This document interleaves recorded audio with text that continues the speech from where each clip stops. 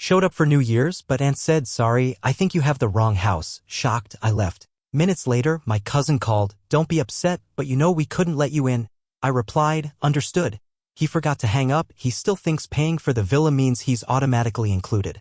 I canceled payments, blocked cards, by morning. 61 missed calls. The wind had that sting to it, the kind that made your eyes water even when you weren't crying. I stepped off the train in Cape May with 2 duffel bags and a paper bag of gifts. 6 hours of travel behind me, and still, I felt more restless than tired. It was New Year's Eve. I'd planned this trip for weeks, booked time off work, bought presents, wired money to help pay for the rental deposit. They said it was going to be the last big family gathering before everyone went their separate ways for the new year. The street leading up to my aunt's villa smelled like salt and pine. I hadn't been there in a couple of years, but it looked exactly the same. Whitewashed porch, blue shutters, string lights glowing soft gold above the railings. Laughter spilled out through the open window, the kind that's easy and familiar. For a second I smiled. I walked up the stairs and knocked. Just once. That was enough. My Aunt Lorraine opened the door. She was still in her apron, her curls pinned back like always. She looked straight at me, then blinked, then said, I think you're looking for another house.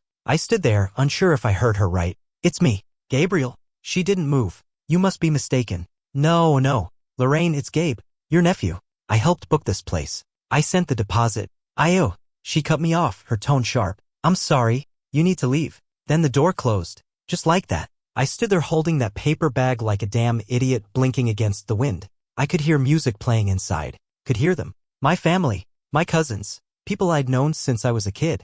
I knocked again, softer this time. Nothing. I pulled out my phone. No missed calls, no messages explaining this. I looked around. The porch light glowed behind me. There were 2 beach chairs out front, probably where someone had been sipping wine and watching the waves roll in earlier. I stepped off the porch and stood at the curb. The wind cut through my coat like it was paper. My fingers were already numb. The street was dark in both directions. I looked down at my boots, damp from a puddle I hadn't seen. I still wasn't fully sure what had just happened. Was it a mistake? A joke? But there was no punchline.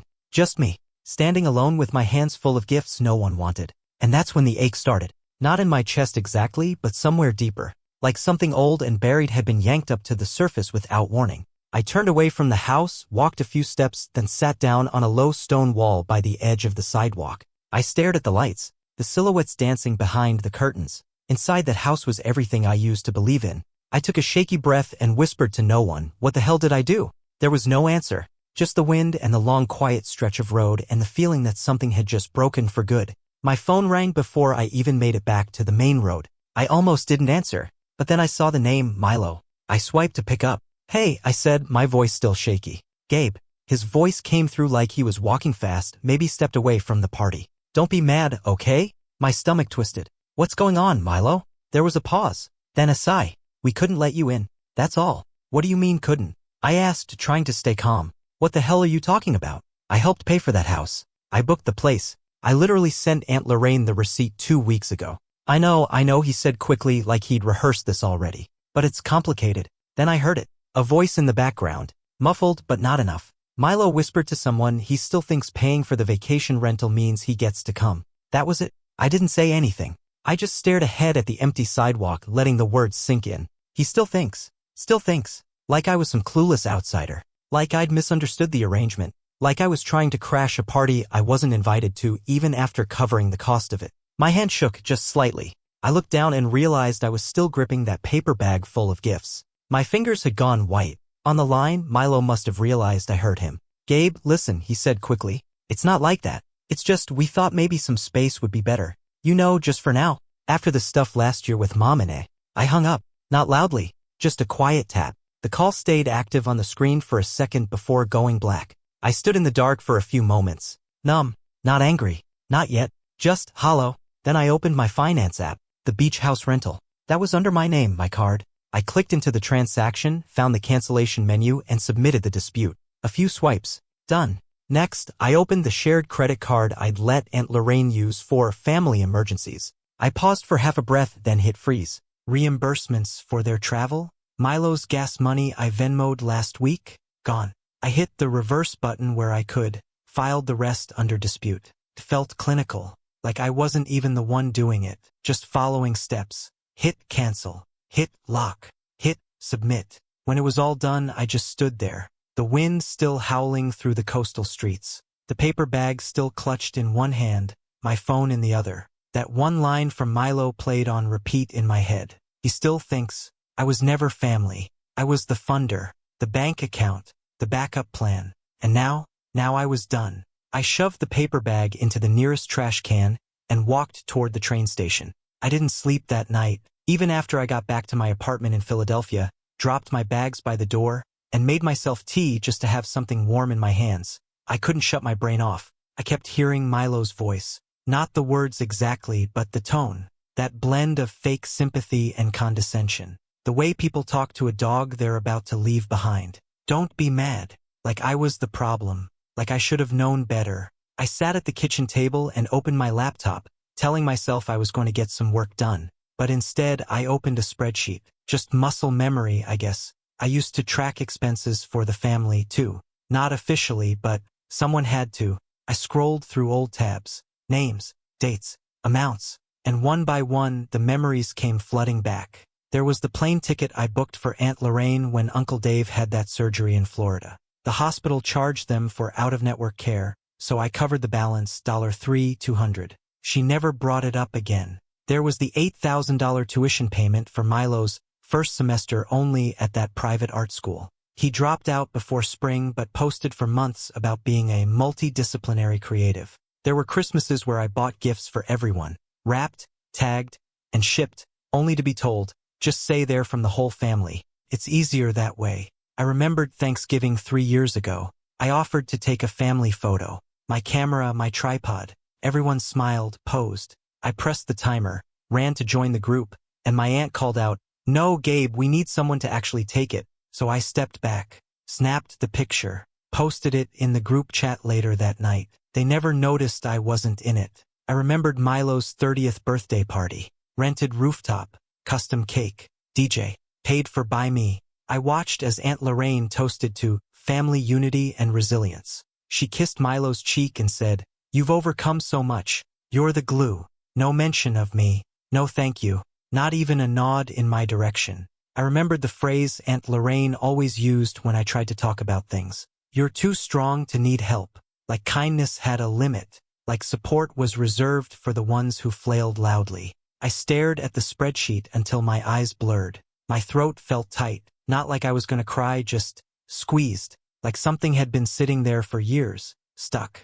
I had told myself all this time that I was helping because I could. Because they needed me. Because that's what family did. But that wasn't true. What I was doing was paying for access, for proximity, for the illusion that I was included, that I mattered. And every time I sent another wire transfer or picked up a dinner check or booked a rental under my name, they nodded politely and made room for me in the photo, until the camera timer started. Then I was just the helper, the background. I closed the laptop, leaned back in my chair, and said it out loud for the first time in my life. I was never part of that family. I was their donor, their financial insurance policy, their guilt-proof safety net. And tonight I'd finally cut the rope.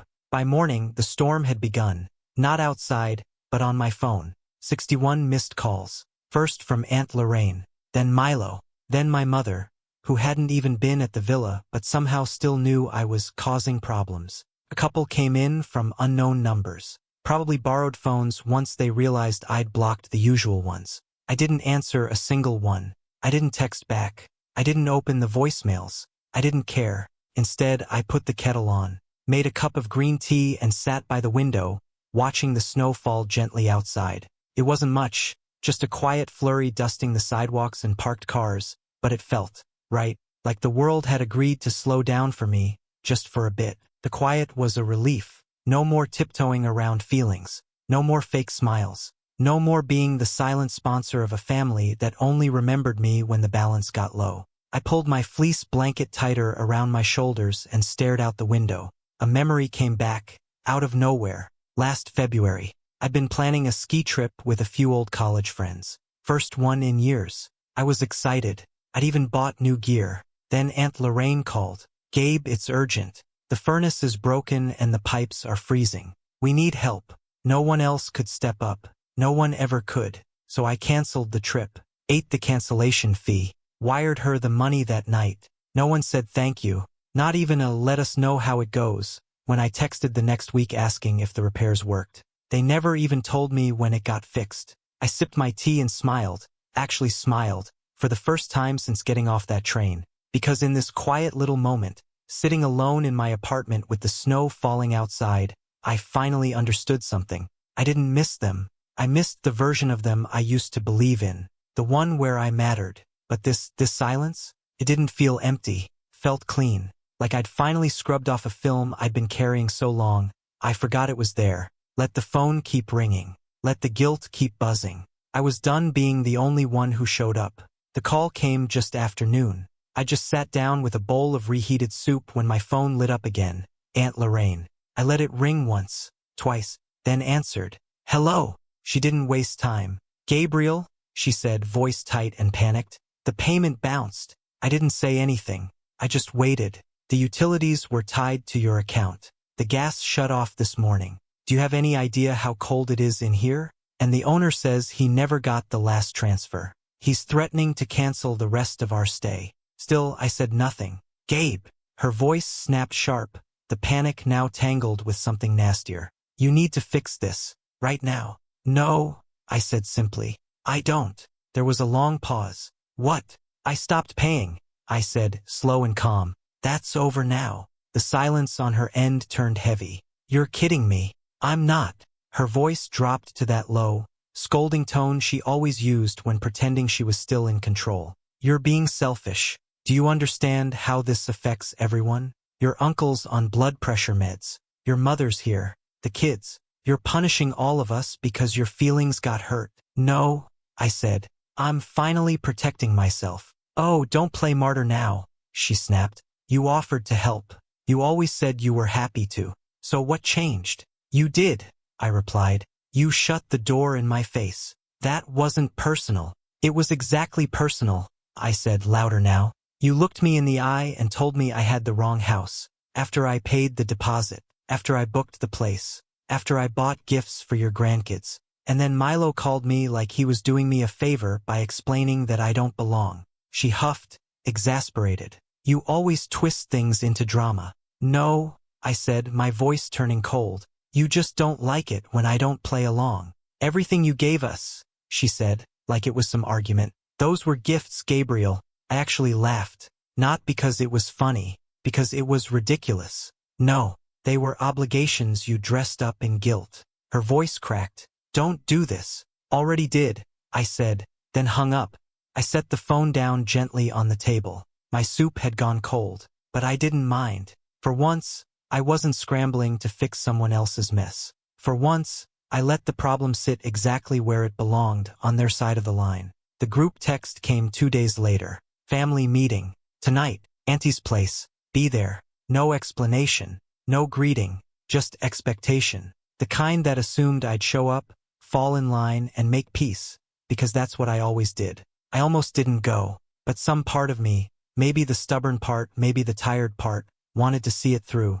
Not for closure. Not for them. For me. I got there just after 8. The porch lights were still on, though the festive glow had dimmed. The front door was half open, like they didn't want to fully welcome me but couldn't quite close me out either. Inside, the room fell quiet when I stepped in. Aunt Lorraine sat stiffly on the couch, a scarf wrapped tight around her neck even though the heat was back on. My uncle lounged by the window, arms crossed, eyes already rolling. Milo stood near the fireplace, hands in his pockets, trying to look casual.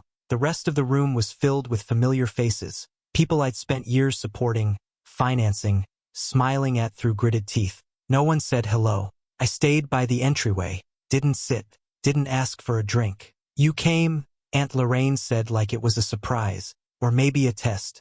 I nodded. I got the message. She gestured to the chair across from her. Sit, let's talk. No, I said simply. I'll stand. Milo looked annoyed. You're still mad. We get it. I turned to him. Do you? He opened his mouth, but I cut him off. I wasn't here to hear their versions. I want to go over a few things, I said calmly, and then I'll go. They shifted in their seats. I pulled out my phone, not to read from it, just to hold it as a reminder. Let's start with the villa. I paid for it, in full. No one objected when I covered the cost, but the moment I showed up, I was told I didn't belong. That was a misunderstanding, Aunt Lorraine offered, her voice sharp with fake sweetness. No, it was a decision, I said. You knew who I was. You just didn't want me there. She went quiet. I looked at Milo. You said, and I quote, he still thinks paying for the vacation rental means he gets to come. You said that loud enough for me to hear? Was I supposed to laugh along with that too? Milo's cheeks turned pink. It was a joke. No, I said. It was honesty wrapped in cowardice. My uncle snorted. You're blowing this out of proportion. Really? I said, turning to him. Let's go back a few years. Who covered your hospital bill when Medicare didn't? He looked away. And you, I added, looking at a cousin on the couch, who paid for your summer program in Chicago? Who drove you to the airport? Who bought your coat because your mom said it was out of budget? No one answered. I let the silence grow. All these years, I've been the one wiring money, fixing things, quietly keeping the family glued together. And in return, I got told I didn't fit, that I was too transactional, that I wasn't really family. Milo stepped forward. You're ruining everything. I looked at him and shook my head. No, I said softly. You already did. Then I turned, walked toward the door, and didn't wait to be stopped. I was halfway down the front steps when Milo came charging after me. Are you seriously just walking away? He snapped. I turned slowly. He was flushed, face red, fists tight at his sides like he'd been holding it in for too long and now couldn't stop. You think you're some kind of martyr? He spat. Some noble victim? You're just bitter, arrogant, spoiled. I blinked. Spoiled? You think because you make more money you get to judge all of us. You throw it in our faces. You make everything about you. I looked at him for a long time. Then I said quietly no. I just stopped pretending it didn't matter. He scoffed. Oh, you poor wounded savior. Cry me a river. You've had it easy. I worked 3 jobs through college, I said. Lived in a shared apartment with 4 strangers. Built my business from the ground up. No one helped me. I didn't even ask. But you know what? I still showed up. Every single time. His voice cracked. You could afford to. That's the difference. No, I said. The difference is I never made you feel like a burden. Behind him, Aunt Lorraine stood on the porch now, arms crossed. We love you, Gabriel, she called out, her voice trembling. You know that. I almost laughed. No, I said, turning back to her. You loved what I did for you. You loved the quiet way I gave and never asked questions. You loved that I never said no. That's not true, she said, but it was weak. Even she didn't believe it. I took one last look at them all, Milo fuming, my aunt stunned, my uncle visible through the living room window shaking his head like I'd lost my mind. And I said, I'm free now. Milo took a step forward, still boiling. You can scream about being free, but when things fall apart, don't come running back. You're not better than us. I met his eyes. I don't have to be better. I just have to be gone. Then I turned, stepped into the cold, and didn't look back. The wind cut across my face as I walked, bitter and sharp, but I didn't flinch. I welcomed it. It didn't carry guilt. It didn't carry obligation. It just carried air, clean and cold. And for the first time in years, I breathed it in like it actually belonged to me. It didn't take long. 3 days, maybe 4. That's all it took before they brought the storm to my front door. It was a Sunday afternoon, gray and quiet, snow still clinging to the edges of the sidewalk. I just started a movie, something dumb and loud to distract myself, when I heard the knock. Not a gentle knock, a demanding one. I looked through the peephole and saw all 3 of them, Milo, Aunt Lorraine, and Uncle Dave. No smiles, no pretense, just cold, tense faces and heavy coats zipped to the neck. I didn't want to open it, but I did. They didn't wait for an invitation.